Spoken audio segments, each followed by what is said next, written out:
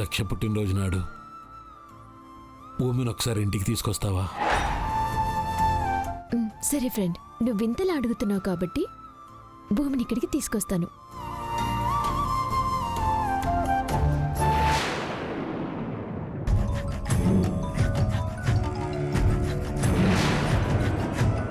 ఎవరి ఫోను? ఇది నాదేనండి. నేను ఎవరిది అని అడగలేదు, ఎవరు ఫోన్ చేశారో అని అడుగుతున్నాను. అబే అదేం లేదండి, మా నాన్న ఫోన్ చేశారు.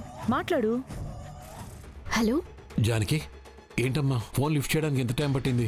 జానకి, నువ్వు మాట్లాడిన తర్వాత నాకు ఒకసారి ఫోన్ ఇవ్వు. దీక్షితులు గారితో నేను మాట్లాడతాను.